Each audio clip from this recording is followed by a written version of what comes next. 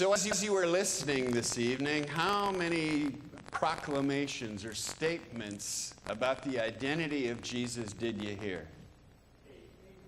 I heard some 8s. 9. 8. I certainly invite you to go back and look at Mark 15 and highlight there is indeed one here where he is called the Messiah, the King of Israel, which sounds like a double entry. I might use that in my counting system as one, however, and challenge you to take another peek at it. Identity. What we notice as we listen to tonight's gospel reading is that really it has 3 segments, just like a good play. It's got 3 different scenes. It's got 3 different major acts that are taking place. As we move from scene to scene, it is also interesting to note that for the first time, many of these new actors are moved into the scene. For instance, in scene number 1, which happens at the governor's palace, at the praetorium, this is where Pontius Pilate lived and ruled. It was here that Pontius Pilate, for the first time, in the second to the last chapter of Mark's Gospel, Pilate appears for the first time. He's not even introduced with much circumstance. He is simply introduced into the story as the one who is trying Jesus.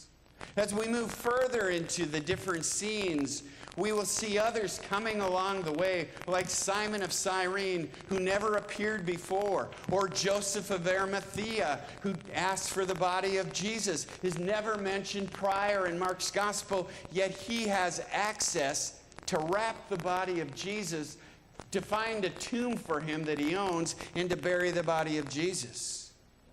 Now I want to ask you, from the first 14 chapters of Mark's Gospel, were there any missing figures in tonight's reading? Were there any people that appeared in the first 14 chapters that all of a sudden you notice were missing? The apostles, the disciples. Where was Peter and Andrew, James and John? Where was Thomas? Where were all the other disciples? You don't see a single one of them mentioned. But all of a sudden you have women that are appearing in the story.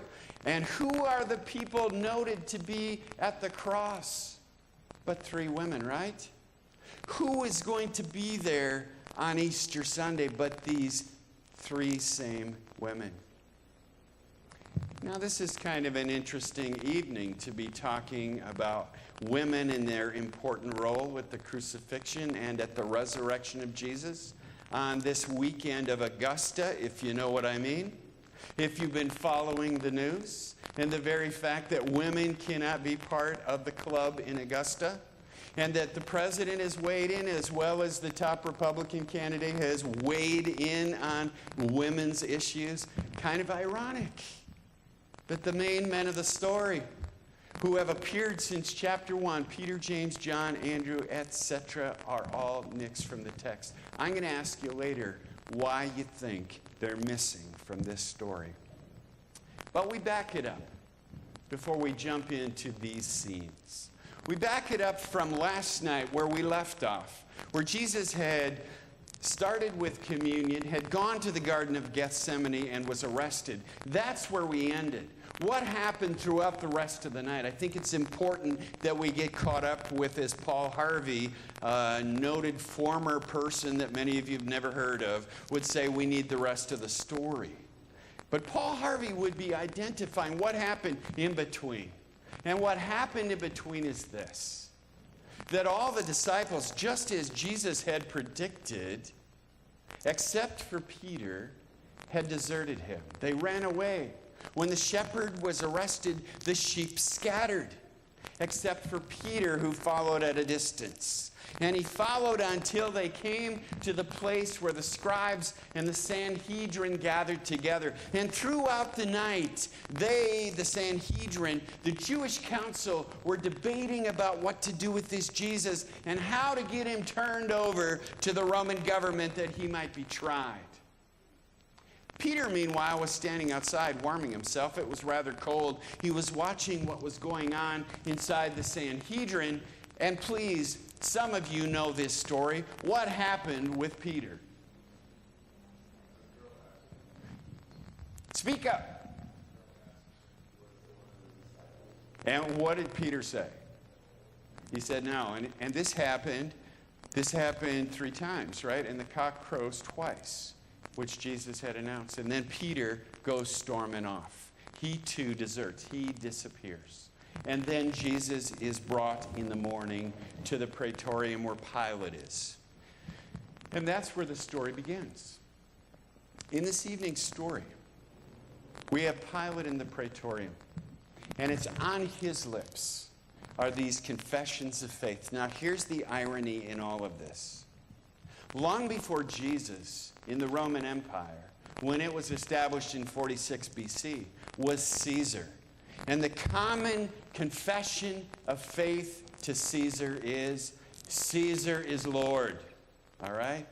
That's what all the Roman citizens had to confess. Caesar is Lord. Because he was the king of Rome. He was the king of the empire. He was the emperor. And he believed in his own mind that he was God. He was deified. So people were to bow down and worship Caesar. And they would do that with their bodies, but they would do that with their mouths when they said, Caesar is Lord. And along comes one born in a remote village, born in a simple family, one without power, one who at a certain age gathers to himself some fishermen, some tax collectors, a few other interesting characters, about 12 in all. He starts to gather together some women and some other folk. He hangs out with people on the margins, with lepers and sinners and Gentiles. There's a lot of debate about this Jesus. But then the rumbling begins, that some people are wondering if perhaps Jesus is Lord. And so here is Pilate, the governor. And it's on his lips that we hear the first confession of faith. So you hear the irony in the gospel story. Because each of these times, many of the confessions of faith are not coming from the disciples, is it? No, it's coming from the crowd. It's coming from Pilate. It's coming from the centurion, who is a Gentile, not even a Jew, standing alongside the cross. But I get ahead of myself tonight. Scene 1. Pilate begins by asking Jesus the question, are you the King of the Jews? This is the first time that's spoken in the gospel, and it's on Pilate's lips. Jesus does not claim it. He says, you say that I am.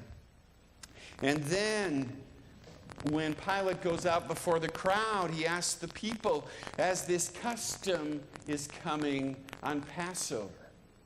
He had the custom of wanting to have a good self-esteem and be received well and to minimize disruption because these Jews were under the Roman control. He knew that there were rebel groups around that didn't appreciate the Roman Empire. He knew there were prophecies and that people were looking for one who might save them from the hand of the Romans. But as he went before them, he was hoping to resolve this situation with Jesus by being able to release Jesus to them. And so he said, according to the custom, I release one criminal to you. Who would you like me to release to you? And they said, Barabbas, who was part of the insurrection. So Pilate was left with his problem. And what do you want me to do with your King of the Jews, the one you call the King of the Jews? And none of them had called him the King of the Jews. And what did they say? 2 times they shout forth, crucify him. And then, as part of this scene, they bring them out. The soldiers take him out into the courtyard near the praetorium. And there they mock Jesus. They put a purple robe on him. They pretend to worship him. And they spit on him. And they mock him and say, Hail, King of the Jews. So 3 times already we have had an affirmation about Jesus' identity. And then comes the end of the scene where it says, then they led Jesus out to crucify him. And then begins the journey called the Via Dolorosa, the way of the cross, which we remember on this Good Friday and the stops along the way. For we next encounter Simon of Cyrene, together with his two sons, Rufus and Alexander, one of which is mentioned elsewhere in the letters of Paul, who were thought to be early Christians. And Simon comes in as a passerby, or someone from the country of Cyrene, and ask him to carry the cross. So he carries the cross for Jesus till they come to the place of crucifixion. And so it began this morning at 9 o'clock. They crucified Jesus. And they put an inscription over the top of the cross. And what did it say? The King of the Jews. The fourth time we have an affirmation about who this Jesus is. And then the people who are passing by, because the cross was located outside of the walled city of Jerusalem, because to die, to be dead, made you unclean, so the Jews found a place, a small hill called Calvary or Golgotha, the place of the skull, on the outskirts, on the west side of Jerusalem. And there outside the city, in a public place, they stripped Jesus of his garments. And there he was spread-eagled naked to be crucified with two other criminals. So the people who passed by on the outside hurled insults at him. And one of the insults they hurled at him was, let the Messiah, the King of Israel, come down from the cross now. He saved others. He can't even save